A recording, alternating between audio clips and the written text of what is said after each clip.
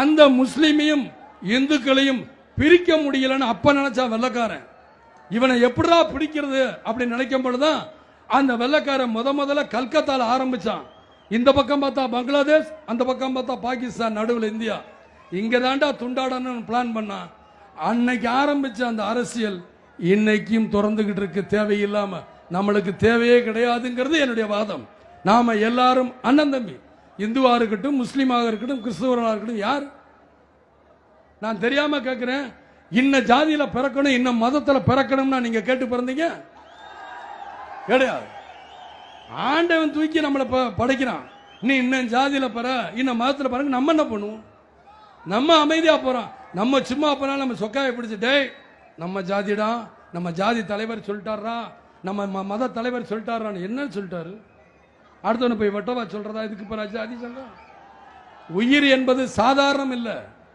ஒரு தாய் தந்தை ஒரு உயிரை பெற்று அதை வளர்த்து கஷ்டப்பட்டு வளர்த்தா நம்ம இப்படிப்பட்ட இடத்துக்கு போகக்கூடாதுன்னு தயவு செய்து விஜயகாந்த் மன்றத்தை சேர்ந்தவங்க என்றைக்குமே அடாவடித்தனத்துக்கு போகக்கூடாது, வன்முறைக்கு போகக்கூடாது. பொண்ணு பார்த்துட்டாரு, எனக்கு பிடிச்சிருக்கு, ஃபிக்ஸ் பண்ணுங்கன்னு சொல்லிட்டாரு. நிச்சயத்துக்கான டேட்ஸ் வச்சுட்டாங்க. எல்லாம் ஃபிக்ஸ் ஆன பிறகு இனிமே பேசினா தப்பு இல்லை. எங்க அக்காவும் அக்கா மாப்பிள்ளையும் அதே மாதிரி கேப்டனோட அண்ணியும் சொன்னாங்க. கேப்டன் சொன்னாங்க, ஐயோ அப்படிலாம் பேசக்கூடாது. ரொம்ப மிகப்பெரிய நடிகராக இருந்தாலும் கலாச்சாரத்தை மதிக்கக்கூடியவர். பெரியவங்க சேர்ந்து போன்ல கனெக்ட் பண்றாங்க, கொண்டு வந்து ஃபர்ஸ்ட் கால். நீங்க பேசுனீங்களா அவர் பேசினாரா? நான் பேசலையே, பையம் கை கால்லாம் நடுங்குது எனக்கு தான்.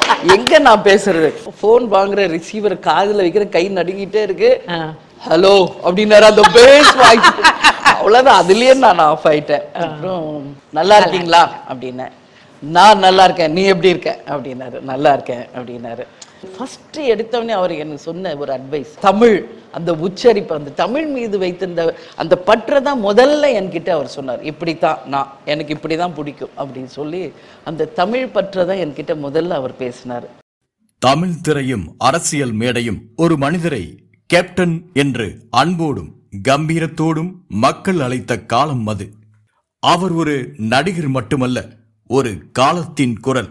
விஜயகாந்த் 1952ஆம் ஆண்டு மதுரை அருகே ஒரு எளிய குடும்பத்தில் பிறந்தவர் விஜயராஜ். திரைப்படம் அவருக்கு ஒரு கனவல்ல, ஒரு பயணம். அந்த பயணத்தின் தொடக்கம் அவ்வளவு எளிதல்ல, ஆனால் நம்பிக்கை மட்டும் உறுதியாக்கினார். 1979 காலகட்டம். இனிக்கும் இளமை, வெற்றி தாமதமாக.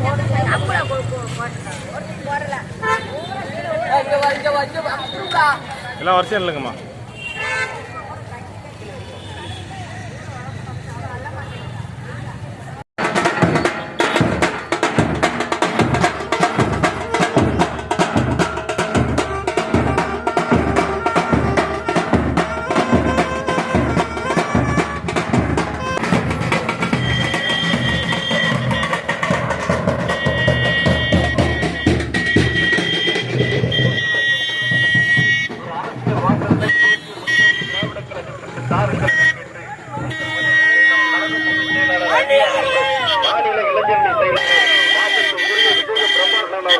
மக்களை உங்களை நாடி, இளைஞர்களை உங்களை நாடி இறுதி கும்பிட்டு இந்த பிரச்சார வாகனத்திலே முன்னமர்ந்து வந்து கொண்டிருக்கிறார்கள். ஒரு மாற்றத்தை தாருங்கள் மக்களை என கேட்டு மக்கள் போற்றக்கூடிய மகத்தான தலைவியாக தேசிய முற்போக்கு திராவிட கழகத்திற்கு 2026 ஒரு மிகப்பெரிய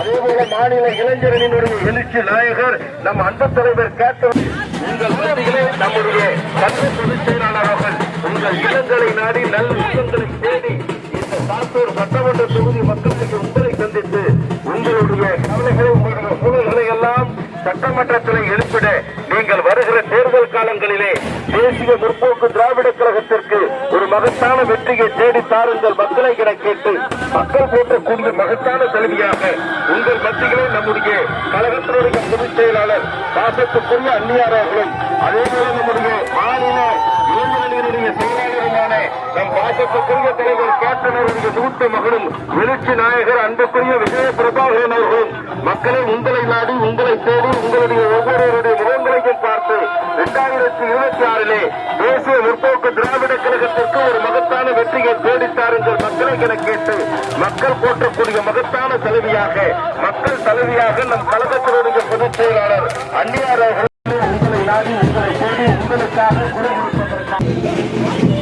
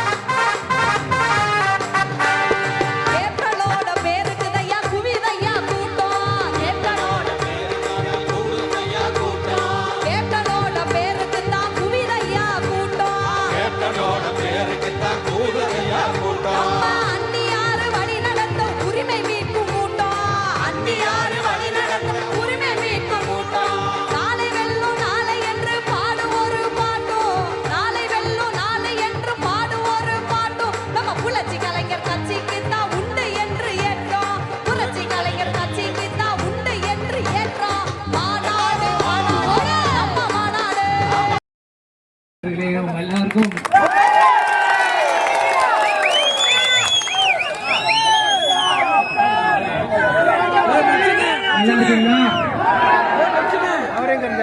ரொம்ப சந்தோஷமா இருக்கு.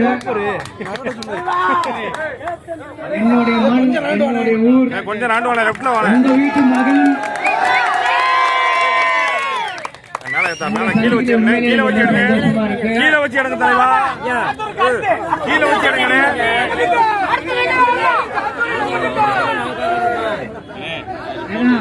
சாத்தூர்ல வரும்போதுல இருந்து அந்த கார்டன்ல இருந்து எல்லா மக்களையும் நான் பாக்குறேன். அவ்வளவு சந்தோஷத்துடன் என்னை வரவேற்றீங்க. இதுதான் நான் பண்ண பாக்கியம் அப்படின்னு நான் நினைக்கிறேன். நான் எத்தனையோ ஊருக்கு போயிருக்கேன். ஆனா ஒவ்வொரு வீதி, ஒவ்வொரு கடத்தெரு, ஒவ்வொருத்தரும் என்னை வரவேற்றீங்களே, இதுதான் நான் ஜெயிச்சிருக்கேன். இதுதான் என்னோட வெற்றி. இதே வீதியில எத்தனையோ பிரச்சாரம் பண்ணிருக்கேன். இதே வீதியில எத்தனையோ இருந்தேன். சாத்தூரோட சேர் சாப்பிட்டிருக்கேன். எல்லாமே பண்ணிருக்கேன். ஆனா இன்னைக்கு வந்தது எனக்கு உண்மையிலே மகிழ்ச்சியா இருக்கு. நான் கொஞ்சம் எப்பயுமே யோசிப்பேன், கை விட்டுட்டோன்ட்டு. ஆனா நான் கைவிடல. இன்னைக்கு நேத்து இல்லாட்டியும் இன்னைக்கு நாளை கண்டிப்பா நீங்க எனக்கு கை கொடுப்பீங்கன்னு நான் நம்புறேன். நீங்க என்ன கை விடல, அது எனக்கு தெரியும், அது உங்களுக்கும் தெரியும். அதுக்காக நான் சோர்ந்து போய் உட்காரல, அடுத்த நாளே எந்திரிச்சு கிளம்பிட்டேன் வேலைக்கு. அதனால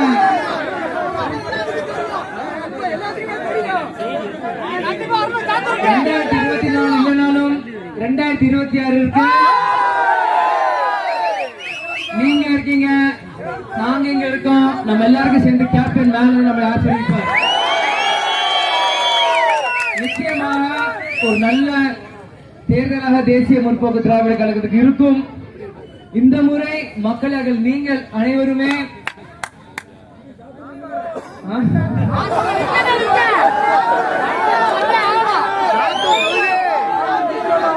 ஒரு பக்கம் சாத்தூரில் இல்லைன்றாங்க, ஒரு பக்கம் அருப்புக்கோட்டையில் இல்லைன்றாங்க, ஒரு பக்கம் விருதுநகரில் இல்லைன்றாங்க, ஒரு பக்கம் திருப்பரங்குன்றம், ஒரு பக்கம் திருமங்கலம்.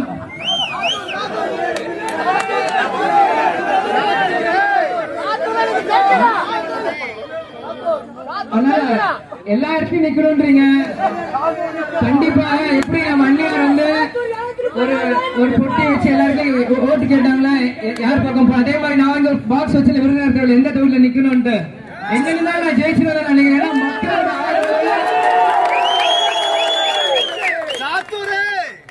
எனக்கு தெரியும், ஆனா நான் நிக்கிறேனா இல்லையான்ட்டு நான் சொல்ல முடியாது. இந்த அம்மாவை தாண்டி ஒரு ப்ரொஃபஷனல் வரும்போது கட்சியின் பொதுச் செயலாளர், மாவட்ட செயலர் எல்லாரும் முடிவெடுத்துதான் அதுக்காக இது இருக்கணும். ஆனா உண்மையில எனக்கு ரொம்ப சந்தோஷமா இருக்கும் உங்க எல்லாருமே சந்திச்சது. கண்டிப்பாக உங்க எந்த பிரச்சனையாக இருந்தாலும் அதுக்கான காலம் வரும். அதுக்காக முரசு சத்தம் இங்க முழங்கும், கண்டிப்பா அது நடக்கும். கேப்டன் விட்டுட்டு போன பணியை அவரோட மகனாக எனக்கும் சரி, அவர் எங்க அம்மாக்கும் அவங்க மனைவியார் பிரேமலத்துக்கும் சரி, தம்பி சண்முகம் சரி, எங்க கட்சியாரும் சரி, பொறுப்பு ஜாஸ்தியா இருக்கு. கண்டிப்பாக ஒரு நல்ல முடிவு திருமதி பிரேமலதா விஜயகாந்த் எடுப்பாங்க. அதுக்கு கட்டுப்பட்டு நம்ம கட்சிக்காரங்க எல்லாரும் ஒரு மனதோட இருந்து போராடி, கண்டிப்பாக இது நமக்கான தேர்தல் இல்ல, மக்களுக்கான தேர்தல். அதுதான் மக்கள் உரிமை மீட்பு மாநாடு அப்படின்னு நம்ம நடத்தினோம். கண்டிப்பா ஒரு நல்ல ஒரு முடிவை கொடுப்பாங்க. கண்டிப்பா மீண்டும் உங்க எல்லாரையுமே நான் சந்திப்பேன். கண்டிப்பா ஏன்னா இன்னைக்கு வந்து இப்படி பார்க்கும்போது எனக்கு ரொம்ப சந்தோஷம். ஏதாச்சும் ஒரு பாசிட்டிவ் எனர்ஜின்னு ஒரு 1000 மடங்கு ஒரு பலம், ஒரு 1000 மடங்கு ஒரு சந்தோஷம், அது எனக்கு ரொம்ப பிரகாசமா இருக்கு. 2026 கண்டிப்பாக தேமுதிகவும் மக்களுக்கும் ஒரு பொற்காலமாக தான் இருக்கும். நான் சொல்லி விடைபெறுகிறேன். நன்றி, வணக்கம்.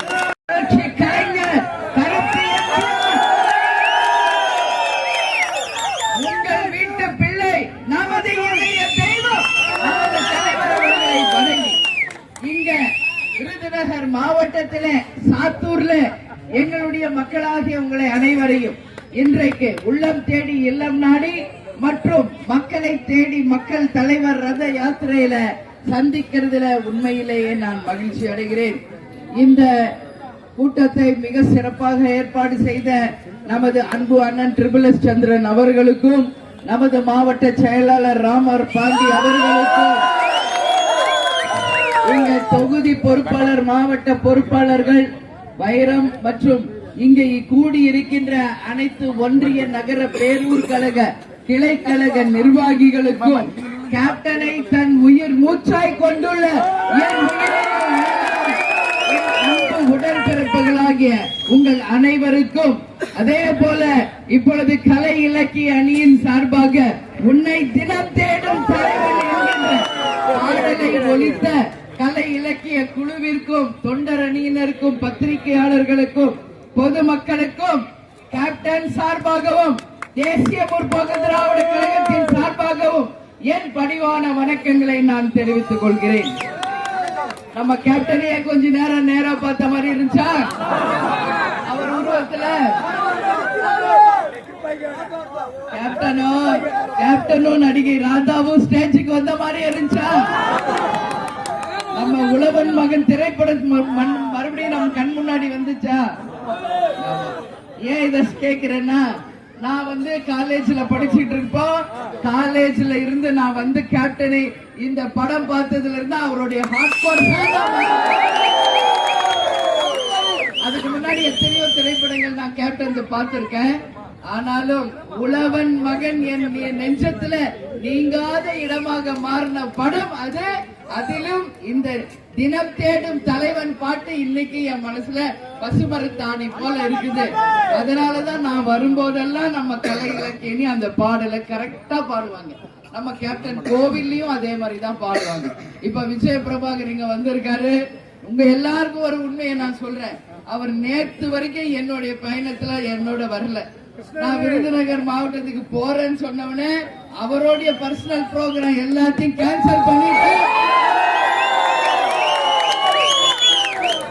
என் மக்களை நான் பார்க்க வேண்டும் என்று இப்பதான் வந்தார் என் கூட. ஏன்னா அப்பதான் எனக்கு புரியுது எவ்வளவு தூரம் உண்மை உண்மை உண்மை எவ்வளவு தூரம் விஜய பிரபாகர் இந்த விருதுநகர் தொகுதியை நேசிக்கிறார், இங்க இருக்கின்ற மக்களை நேசிக்கிறார் என்பதற்கு ஒரே உதாரணம் இதுதான். இன்னைக்கு நம்ம தமிழ்நாட்டுல எத்தனையோ தொகுதிகள் இருந்தாலும் கேப்டனுக்கு எப்படி ஒரு விருதாசலமோ அது மாதிரி விஜய பிரபாகருக்கு சொல்லக்கூடிய அளவு மிகப்பெரிய வெற்றியை நீங்கள் தந்தீர்கள். அதில் எந்த மாற்று கருத்துமே கிடையாது. உண்மையில் விருதுநகர் பாராளுமன்ற தொகுதியில் வெற்றி வேட்பாளர் விஜய். இதை யாரும் மாற்றவும் முடியாது. அவங்க வேற ஒருத்தர் ஜெயிச்சதாக அறிவிக்கப்பட்டார். ஆனால் மக்கள் மனதில் நீங்க இடம் பிடித்த ஒரே வேட்பாளர் விஜய். உங்க அத்தனை பேர் வாக்கும் நம்ம தம்பிக்கு நீங்க கொடுத்தீங்க. அதற்கு முதலில் உங்கள் அனைவருக்கும் என்னுடைய பணிவான வணக்கங்களை நன்றிகளை நான் தெரிவிக்கிறேன். ஏன்னா இது கேப்டன் பிறந்த சொந்த மண். அருப்புக்கோட்டையில ராமானுஜபுரம், அங்கதான் கேப்டனோட அப்பா எங்க மாமனார் பிறந்து வளர்ந்து கேப்டன் பிறந்து அதற்கு பிறகுதான் கேப்டன் மதுரைக்கு சென்று அப்புறம் சென்னைக்கு வந்தார். அதனால பூர்வீகம் அப்படின்னு ஒண்ணு இருந்தா அது எந்த கேப்டனுக்கு எப்படி முதல் வெற்றி விருதாசலம் கொடுத்தாங்களோ அது போல விருதுநகர் தான் விஜய பிரபாகருக்கு எழுதப்பட்டாச்சு. இதுல மாற்று கருத்து இல்லை. அந்த வெற்றி வேணும்னா கொஞ்சம் தள்ளி போலாம். ஆனா அந்த வெற்றியை யார் நினைச்சாலும் தடுக்க முடியாது என்பதை அடுத்த தேர்தலில் நிச்சயம் நாம் நிரூபிப்போம் என்பதை உங்க முன்னாடி இந்த நேரத்தில் நான் சொல்கிறேன். எனவே தம்பியை நம்பி வாக்களித்த அத்தனை பேருக்கும் கேப்டன் சார்பாக தேமுதிக சார்பா என்னுடைய நன்றிகளை இந்த நேரத்தில் நான் தெரிவிச்சுக்கிறேன். அதே மாதிரி இன்னைக்கு நம்ம பார்த்தோம்னா உள்ளம் தேடி இல்லம் நாடின்னு தமிழகம் முழுவதும் சென்று நம்ம கழகத்தினரை நாம் சந்திச்சுட்டு இருக்கோம். இங்க நிக்கிறாரு தலைவர். இங்க ரதம் தெரியுதா? நம்ம ரதம் தெரியுதா? இந்த ரதம் தலைவருக்கு இலங்கை வாழ் தமிழ் மக்கள் அன்பு பரிசாக தரப்பட்டது. இதுவரைக்கும் அரசியல் வரலாறில் எந்த ஒரு தலைவருக்கும் மக்கள் பரிசு கொடுத்ததில்லை. ஆனால் கேப்டனுக்கு இலங்கை வாழ் தமிழர்கள் கொடுத்த அன்பு பரிசுதான் இந்த ரதம் என்பதை பெருமையோடு இந்த நேரத்தில் நான் சொல்றேன். அதனாலதான் தலைவர் இல்லாம நம்ம இங்க வந்திருக்கோமா? இல்ல. அதனாலதான் இன்னைக்கு தமிழ்நாடு முழுக்க கேப்டனுடைய ரத யாத்திரை அவருக்கு தரப்பட்ட அந்த அன்பு பரிசோடு இன்னைக்கு தமிழ்நாடு முழுக்க நாம நேரடியா சென்று மக்களை பார்த்துக்கிட்டு இருக்கோம். இந்த பயணம் முடிந்த பிறகு இந்த தேர் நமது தலைமை அலுவலகத்தில் உங்கள் பார்வைக்காக நிரந்தரமாக அங்க வைக்கப்படும். நீங்க எல்லோரும் வரும்பொழுது நம்ம தேரை நீங்க அங்க பார்க்கலாம் என்பதை இந்த நேரத்தில் சொல்றேன். இந்த ரதத்தை கேப்டனுக்கு இந்த தேரை கொடுத்த இலங்கை வாழ் தமிழர்களுக்கு நமது கட்சியின் சார்பாக நமது தொண்டர்கள் சார்பாக அவங்களுக்கு நம் நன்றிகளை இந்த நேரத்தில் நாம் தெரிவித்துக் கொள்ள நாம் கடமைப்பட்டிருக்கிறோம் என்பதை இந்த நேரத்தில் சொல்றேன். இன்னைக்கு எல்லாருக்கும் ஹிஸ்டரி தெரியும் நினைக்கிறேன். தமிழ்நாடு யார் ஆட்சி செஞ்சாங்க? சேர சோழ பாண்டிய பல்லவ மன்னவர்கள் ஆட்சி செய்த பூமி இந்த தமிழகம். அதற்கு பிறகுதான் ஆட்சி மாற்றங்கள். ஆனா எந்த ராஜாக்கும் எந்த மக்களும் பரிசு இந்த மாதிரி கொடுத்ததா வரலாறே இல்ல. உலகம் பூரா பார்த்தாலும் இந்த வரலாறு யாருக்கும் இல்ல. பாரி என்ற ஒரு வள்ளல் இருந்தார். அவர் தன்னுடைய ரதத்தை கொடிக்கு கொடுத்தவர் பாரி வள்ளல்னு சொன்னாங்க. ஆனா பாரிக்கு யாரோ கொடுக்கல. ஆனா வாழும் வள்ளலாராக மனிதராய் பிறந்து புனிதராய் வாழ்ந்த தெய்வமாக இருக்கின்ற நம்ம கேப்டனுக்கு மக்கள் கொடுத்த அன்பு பரிசுதான் இந்த ரதம் அப்படிங்கறத பெருமையோடு நான் சொல்ல கடமைப்பட்டிருக்கிறேன். இன்னைக்கும் நமது கேப்டன் ஆலயத்துல தினந்தோறும் குறைந்தது 3000 10,000 பேருக்கு அன்னதானம் தினந்தோறும் நாம் வழங்கி கொண்டிருக்கிறோம் என்றால் அது ஒரு வரலாறு. அந்த வரலாறு இன்னைக்கு வேற எங்குமே இல்லை என்பதை உங்களிடம் நான் சொல்ல கடமைப்பட்டிருக்கேன். நான் இந்த மாதிரி ஊருக்கு வந்தாதான் கோவிலுக்கு போக முடியாது. ஆனா சென்னையில் இருந்தால் தினம்தோறும் தவறாமல் கேப்டன் ஆலயத்திற்கு சென்று வழிபட்டு அங்கு வரும் மக்களை நான் தினந்தோறும் சந்திச்சு பேசிட்டு இருக்கேன். அப்போ மக்கள் சொல்றதுதான் எனக்கு, நாங்க இங்க வந்து வேண்டுதல் வச்சோம், பிரார்த்தனை வச்சோம், நிறைவேறி இருக்கு, வேலை கிடைச்சிருக்கு, கல்யாணம் ஆயிருக்கு, குழந்தை பிறந்திருக்கு, மொட்டை அடிக்கிறாங்க, காது குத்துறாங்க, என்னென்னவோ அங்க நடக்குது. என்ன சொல்றாங்க? அவர் வந்து கேப்டன் கடவுளா மாறிட்டாரு, இன்னைக்கு சித்தரா இருந்து எங்களை அருள் புரிகிறார் என்று மக்களே என்னிடம் சொல்லும் பொழுது அதை நாம ஏத்துக்கிட்டு தான் ஆகணும். நான் வந்து சின்ன வயசுல இருந்து மேல்மருவத்தூருக்கு போவேன். நான் வந்து 5வது 6வது படிச்சதுல இருந்து.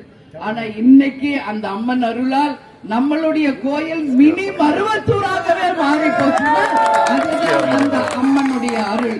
இன்னைக்கும் நான் போன்ல பேசுவேன். நான் இன்னைக்கும் எங்க இருந்தாலும் கேப்டன் கோவில நான் டெய்லி பாத்துக்கிட்டு இருப்பேன்.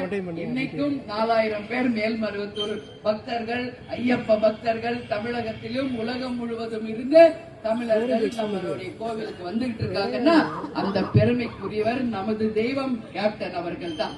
ஏன்னா அவர் வாழ்ந்த காலம் மக்களுக்காக வாழ்ந்தார். அவருக்கு எந்த சுயநலம் இல்லை. வாழ்ந்தார் வாழ்ந்தார் வாழ்ந்தார் கேப்டன் மக்களுக்காக வாழ்ந்தார் என்ற வரலாறை படித்தார். நான் உழைச்சு சம்பாதிச்சத மக்களுக்காக கொடுத்த ஒரு உன்னத தலைவர் நமது கேப்டன். அதனாலதான் தலைவர் எவ்வளியோ தொண்டர்களும் அந்த வழி என்று சொந்தமா உழைச்சு சம்பாதிச்ச காசுல இன்னைக்கு வரைக்கும் இந்த கட்சிக்காக உழைத்துக் கொண்டிருக்கிறீர்களே என் அன்பு தொண்டர்களே, உங்களுக்கு தலை வணங்குகிறேன். ஏன் நீ சொல்றாங்கன்னு நினைக்காதீங்க. இப்ப பாத்தீங்களா பாசார் கிராமத்துல நடந்துச்சு நம்ம மாநாடு. அந்த மாநாடுக்கு ஈடு இணை இன்னைக்கு எங்கேயாவது நடக்குமா? எத்தனையோ மாநாடுகளை பார்த்ததுதான் இந்த தமிழ்நாடு.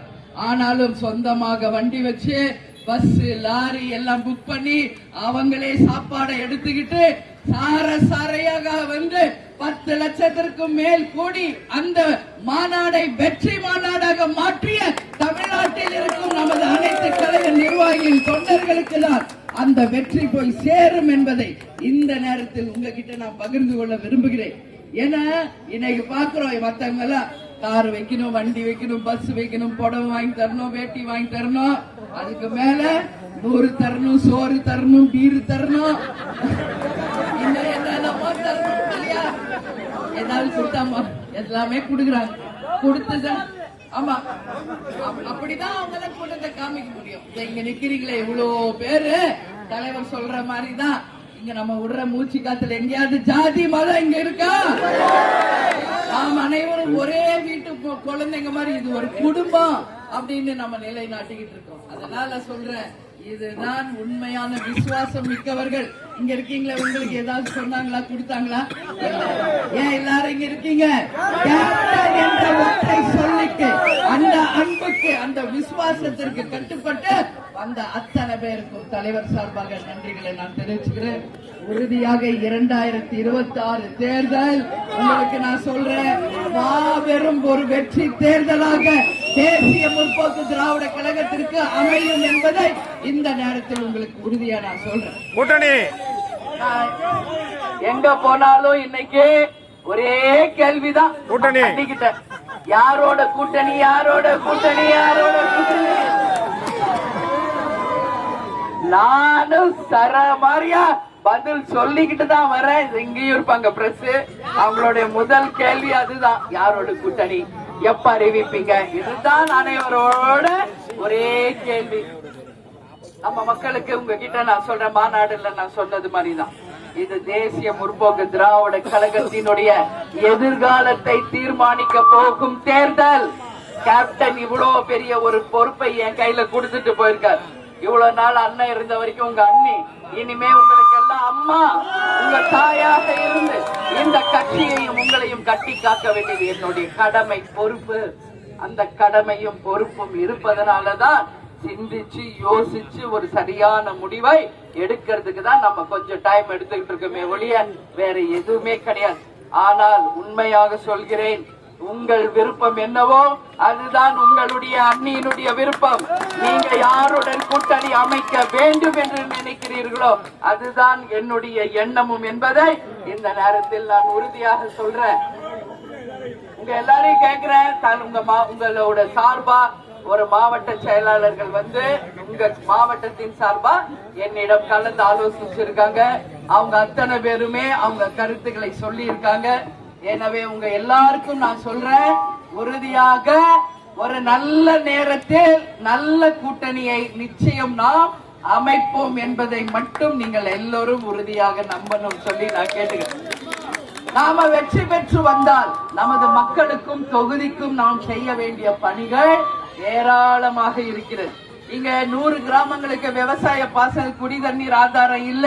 இங்க முச்செடிகளை அகற்றி கழிவு நீர் கலப்பதை நிறுத்தி அங்க சுத்தமான சுகாதாரமான தண்ணீரை உருவாக்க வேண்டியது யார் ஜெயிக்கிறாங்களோ அவங்க கடமை. அதே மாதிரி வெம்பக்கோட்டை வட்டம் இங்க 7000 பண்ணை பகுதியில பட்டாசு தொழிற்சாலைகளை பாதுகாப்பு தரணும். நானும் பாக்குறேன், தொடர்ந்து பட்டாசு ஆலை விபத்து விருதுநகர் மாவட்டத்துல தொடர்ந்து நடக்குது. பாக்குறப்ப ரொம்ப ரொம்ப மனசுக்கு வேதனையா இருக்கு. ஒரு முறை நானும் அறிக்கை கொடுக்கிறேன், இனிமேல் பட்டாசு ஆலைகளில் விபத்துகளில ஒரு உயிர் கூட இனிமேல் போகாம அவர்களுக்கு பாதுகாப்பு தரக்கூடிய ஒரு நல்ல ஆட்சி நிச்சயம் நம்ம கூட இருக்கிறவங்களோட அமையும் என்பதை இந்த நேரத்துல சொல்றேன். சாத்தூர் பஸ் நிலையம் அழகுல இங்க பால் நாடார் திருமண மண்டபம், கனரா வங்கி, கேசிஏடி மெட்ரிகுலேஷன் ஸ்கூலு, சாத்தூர் இந்து நாடார் பெண்கள் மேல்நிலை பள்ளி, SHN எட்வர்ட் பள்ளி ஆகிய இருக்கு.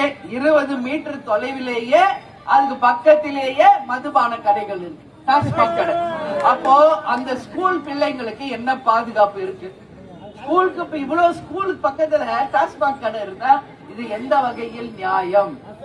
உறுதியாக மக்களுடைய கோரிக்கையாக அரசுக்கு நிச்சயமாக இதை நாம கொண்டு செல்வோம். நாம 2026 தேர்தலில் வெற்றி பெற்ற பிறகு உறுதியாக இது போன்ற பள்ளிக்கூடங்களுக்கு பக்கத்தில் இருக்கின்ற டாஸ்மாக் கடைகளை உடனடியாக அகற்ற வேண்டும் என்பதை மக்கள் கோரிக்கையாக அரசிடம் வைப்போம் என்பதை இந்த நேரத்தில் நான் சொல்றேன். விருதுநகர் மாவட்டம் சாத்தூர் உள்ளூர் வாகனங்களுக்கு சாத்தூருக்கு உள்பட்ட 8 வட்டம் சுங்கசாவடியில தூர அளவு வெங்கடாச்சலபுரத்திலிருந்து 500 மீட்டர் இருந்தா கூட முழு கட்டணத்தை டோல்கேட்ல கட்ட சொல்றாங்க. இது எந்த வகையில நியாயம்? இப்ப தூரமா இருந்து வர்றாங்கன்னா டோல்கேட்ல காசு கட்டலாம், ஒரு 500 மீட்டர்ல இருந்து வர்றவங்களுக்கும் அதே காசு கட்டணும் என்பது நியாயம் இல்லை. உறுதியாக மக்களுடைய இந்த கோரிக்கை நீங்க கொடுத்த கோரிக்கை தான். அதனாலதான் உங்க முன்னாடி நான் சொல்றேன், இந்த கோரிக்கை நிச்சயமாக பரிசீலிக்கப்பட்டு இங்க லோக்கல்ல டிராவல் பண்றவங்களுக்கு டோல்கேட்ல எந்த கட்டணமும் வசூல் பண்ணாத அளவு நிச்சயம் மத்திய அரசின் கவனத்திற்கு கொண்டு செல்வோம் என்பதை இந்த நேரத்தில் நான் சொல்றேன். அதே மாதிரி இங்க சாத்தூர்ல இருந்து வெங்கடாஜலபுரம் வரையில அணுகு சாலை பயன்படுத்தி 4 வழிச்சாலை 500 மீட்டர் மட்டுமே பயன்படுத்துவது, இது குறித்து எத்தனையோ போராட்டங்கள் நடத்தியுமே இன்னும் அந்த டோல்கேட்ல காசு வசூல் நடக்குது. இத மக்கள் அவங்க பிரச்சனையாக இது எழுதி தந்திருக்காங்க. உறுதியாக மக்களுடைய கோரிக்கையை 2026 தேர்தலுக்கு பிறகு ஆட்சியாளர்களிடம் கொண்டு சென்று டோல்கேட்ல இது போல லோக்கல் பீப்புளுடைய அந்த பயணத்துக்கு எந்த அமௌண்ட்டும் வசூல் பண்ணக்கூடாது என்பதை நிச்சயம் நாம சொல்வோம் என்பதை இந்த நேரத்தில் நான் உறுதியாக சொல்றேன். அதே போல இன்னைக்கு இந்த விருதுநகர் மாவட்டத்துல பாராளுமன்ற தொகுதியில் 6 சட்டமன்ற தொகுதி வருது. அதுல 1 திருப்பரங்குன்றம் முருகருடைய கோவில் இருக்கு. இன்னைக்கு இந்த 6 தொகுதிக்கு போனாலும் விஜய் பிரபார் நீங்க இங்க நிக்கணும்னு சொல்றாங்க. நாங்க எப்பயுமே அவரை கணபதின்னு தான் சொல்வேன், சண்முக பாண்டியன் தான் முருகராக நாங்க நினைக்கிறது. ஆனாலும் இன்னைக்கு திருப்பரங்குன்றத்துல முருகராக இன்னைக்கு 6 தலங்கள் இன்னைக்கு அறுபடை வீடாக இருக்கின்ற அந்த 6 படை வீடு மாதிரி இந்த 6 தொகுதி விருதுநகர்ல இருக்கு. அந்த முருகன் அருளால நிச்சயமாக எந்த தொகுதி கிடைக்குதோ அந்த தொகுதியில் தம்பி நிற்பார் என்பதை சொல்றேன். இன்னைக்கு என்ன நாள்? மிக மிக முக்கியமான நாள். நம் நாட்டின் குடியரசு தினம், 77வது குடியரசு தினம். இன்னைக்கு இங்க இருக்கின்ற அத்தனை பேருக்குமே குடியரசு தின நல்வாழ்த்துக்களை நான் தெரிவித்துக் கொள்ள கடமைப்பட்டிருக்கிறேன், பெருமைப்படுகிறேன்.